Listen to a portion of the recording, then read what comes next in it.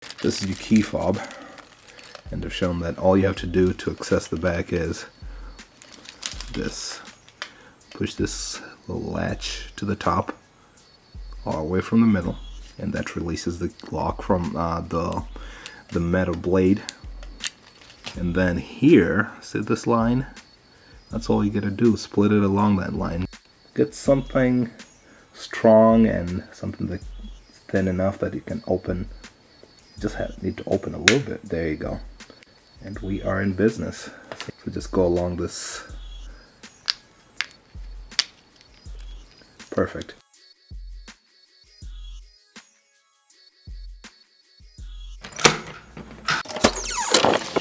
Alright guys, it's that time of the year that I usually do some preventive maintenance. So, this is with regards to keys and key fobs. These are the main keys I use for my vehicles. So many of these I have to use tags. This one is for my M45. Right, the key fob works. This is my M56. Key fob works, which is great. However, I also have spare keys. I have a bunch of spare keys over here, and I want to make sure that my spare keys work whenever I need them to work. So try to use a spare for the M45. Dead. No response at all. How about the one for the M56? No response. And I have a different video saying that it's not entirely useless. I mean, you can still use these key fobs as much as they're not doing what they usually do, right? Well, that's not going to work because I have the other ones in my pocket. So let's set this off, set these ones off a little further. Let's leave them here to do the experiment. Okay, so let's go to this one. I think I've got a little more distance here. So this key fob is not going to function like a smart prox key, not on the M45, and neither is it going to work on the M56. Again, get a little closer to the door. That does not work. But I've shown that it's not exactly useless because we can still gain access to the vehicles by removing the insert. This time I was able to do that by one hand because the key is very heavy. So I can still gain access to the car by using the insert, but it's not exactly the most convenient thing. And, what would you buy a smart car for? So what I'm going to do is replace these batteries. Typically, I do this as a preventive measure. I do it about once a year if I remember to do everything correctly. Maybe 1.5 years if things go long. So I'm going to replace these batteries. They are CR2025 batteries. Pretty, just basically your regular coin battery. Well, I'm fumbling with this. Let's go inside and I'll replace the battery, then we can come back and test them.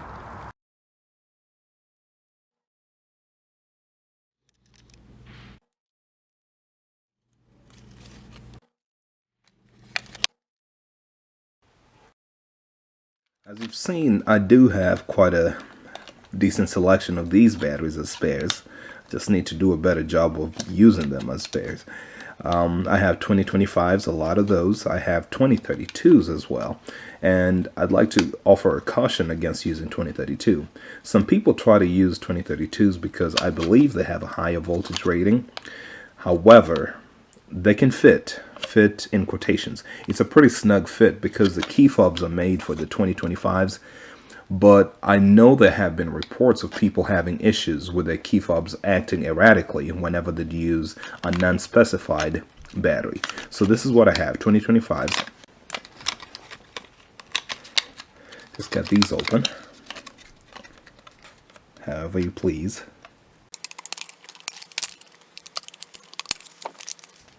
I like to open these and just have them ready, waiting. Well, that is definitely ready. So here it is.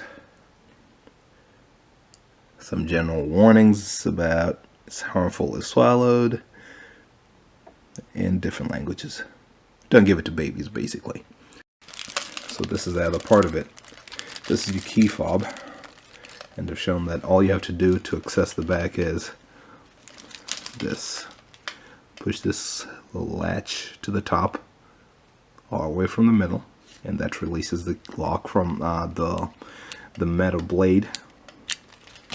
And then here, see this line? That's all you gotta do, split it along that line. No special tools needed. You could use a flathead screwdriver. Personally, I just use my nails.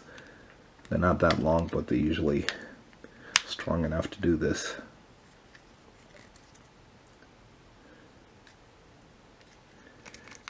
The reason I have the battery ready and waiting before even opening the key fob is because I have this fear in myself that if you have it sitting with a dead battery too long, or with no battery at all, that you're going to lose your memory settings. And these keys, especially 2006 and up, you can just set your memory, you can't just set the key fob to the car, program the key fob to the car that easily. This has all intentions to make me look like a liar. There is a window over here, a place you could use to open it, but I've always done this using my bare hands. Okay, so insert it right here. Your tool, whatever the tool is going to be.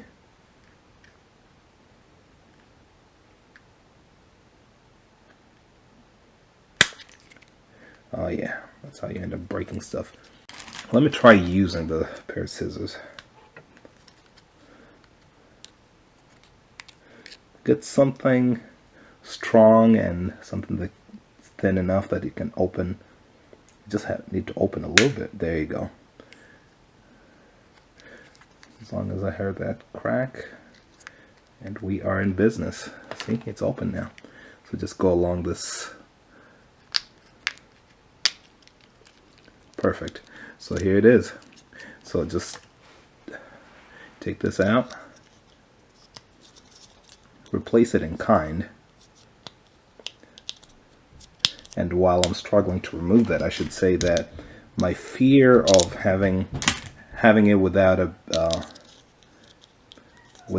battery for too long is obviously moot, because it's had a dead battery for quite some time. And here, reinstall that. Just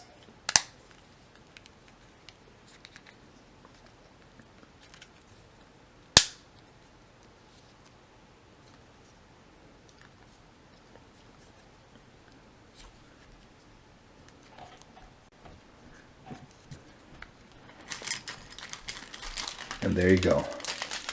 One done. Okay, so obviously my experiment with trying to make it work without using any special tools did not work out for me. I think back in the day you could also use a key somewhere here, because I know it's supposed to be a pretty simple task, self-sustaining system. Some of the older key fobs you could just hold a key over here and just split it, basically just pull it apart, but this one seems like it's going to break if you try to do it. So before I fully commit to doing the other one, I'm going to look at this. So here, CR 2025 is what came from the key fob. It was an energizer. I usually try to use, as a matter of, I guess, being programmed, Duracell and Energizer is what I typically like to use, but I found that in my experience, these batteries die pretty fast, whether you're using them as your primary one, getting more exposure, being used in the car to start, or whether they're just sitting in your storage as your spare key fob. So I just buy whichever one I can find. It just so happens that I do have some Energizer spares, so that worked out pretty well, right?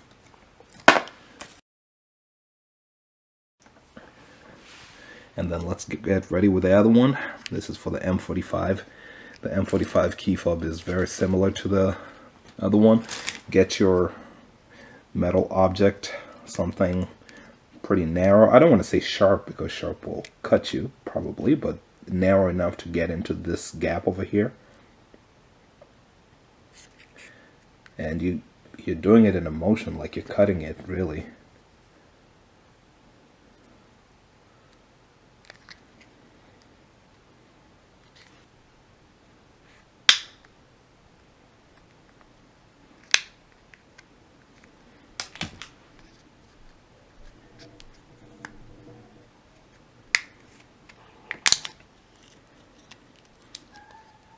Seems very similar, right? This one looks a little different. You can see the layout here. Can't just pull it off from the sides.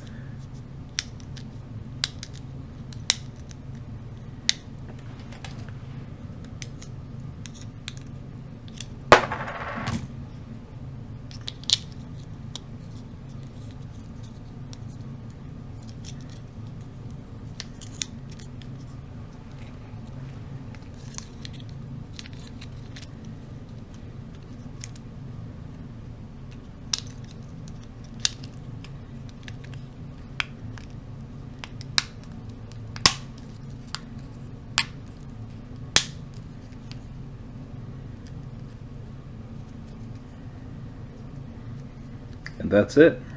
Pretty much done. So, before committing to setting it all apart and sealing it, let's go test them. So, before we test them, leave the main keys over here, right? Remember, those ones have already been proven to work, and now we have the spare keys. Now this one. Does some vegetation just look beautiful in the winter? These are rose bushes, can you believe that? Okay, so this one is for the M45. It works this time. And this one is for the M56. Yeah, there we go. Functioning like normal. How about this? Let's step this up a little further. Let's test this on the M45 this time. Make sure every function works like it's supposed to. On the M45, we've already tested the lock button, which is this one right here. When on the trunk, we assume it's going to work, and the panic as well. We don't really use those often. But now we're going to test the unlock function, which will also test the windows. This button right here.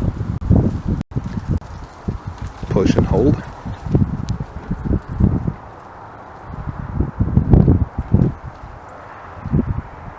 Yep, the windows went down.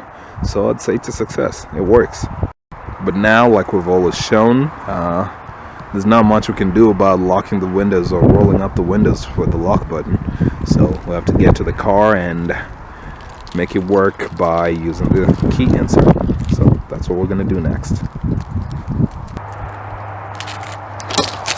Ooh, nice break. Broke the fall. Soccer player.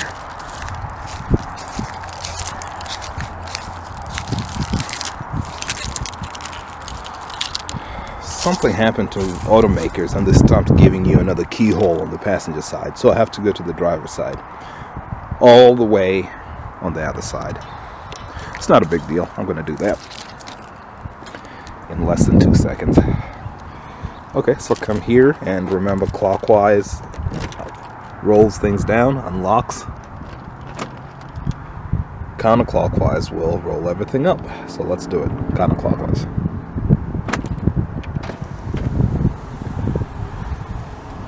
I'm listening out for 4.